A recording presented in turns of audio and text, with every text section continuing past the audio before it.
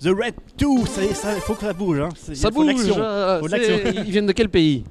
C'est indonésien. Donc, voilà, indonésien. Et pour une fois, on ne parlera pas d'actualité en rapport avec l'Indonésie, parce que ni de manifestation, on parlera d'un film indonésien. De bons films indonésiens, parce que donc déjà The Red One, le premier, The Red Redemption, qui était le titre complet, c'est un film de malade, il faut que vous l'ayez vu, c'est un super film d'action, où il n'y a pratiquement pas d'histoire, mais putain qu'est-ce qu'il y a comme bonne action. Et le 2 se veut plus ambitieux, il y a plus d'histoire, il n'y a pas forcément plus d'action, mais globalement, il est mieux. Vas-y. Alors, globalement, il est mieux. C'est énormément d'action. Je pense que ce type est parti aux États-Unis dans pas longtemps. Et c'est vraiment pas pour rigoler. Ce gars nous en a envoyé plein la gueule. C'est encore l'un des méga bons films que j'ai vu cette année. Vraiment, ça tue. C'était quand même assez extraordinaire. Et je dirais même qu'il y a une scène complètement mystique que très peu de gens arrivent à analyser au niveau de la qualité technique, où la caméra rentre dans une bagnole et ressort. On ne sait pas comment ça a été fait.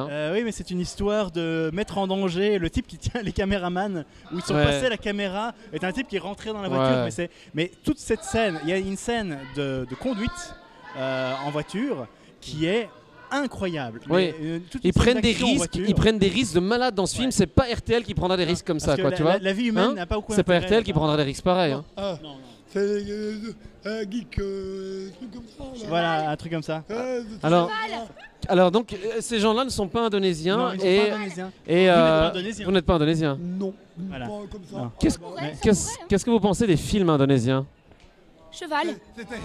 Donc, alors, ces gens font l'amour avec des chevaux, et ils ne sont pas indonésiens. Mais bon, en tout cas, si jamais vous avez vu le premier, The Red, le 2 est mieux, mais vous allez au moins l'aimer autant, et vous allez peut-être l'aimer plus, parce que franchement... Alors, est-ce qu'il faut y chercher un scénario, Gilles? Donc le scénario, pour dire un petit peu, c'est une histoire de... donc ça se passe juste... En fait, quand même.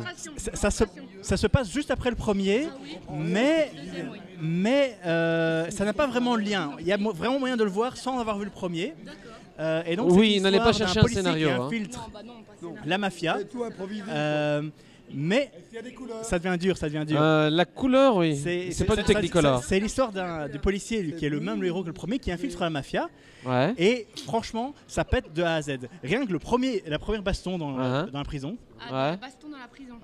Alors la baston dans la prison, est-ce que c'est un plan séquence? Grande question. Non, ce n'est pas un plan séquence. Bon, voilà. Alors, regardez ce film sur grand écran. C'est pas sur un tube cathodique de 15 cm, ni sur votre smartphone. Je pense qu'il risque d'y avoir un remake de ce film, je pense, non? Il n'y a pas besoin d'un remake, ça c'est sûr. Mais t'as vraiment l'air d'une racaille comme ça. De toute façon, si on fait un remake, il sera moins bien. Toutes les scènes de ce film sont démentes. Chaque scène d'action, est vraiment... Oui, merci. C'est une scène. Et il est aussi doux au bas du pantalon. C'est pas vrai. Si. Et chaque scène d'action est une scène de malade. Je conseille 1000 fois The Red 2. Je lui donne un 9 sur 10, comme ça c'est fait. Paf, je balance 9 sur 10 à la gueule. Alors, tout ça n'est pas important. Ce qui est important, c'est que maintenant nous allons partouzer avec des ferries. Et c'est ça le plus important. Et ça, c'est beau. Alors, commencez à enlever vos vêtements, on arrive. C'est parti. C'est fait, on est à poil.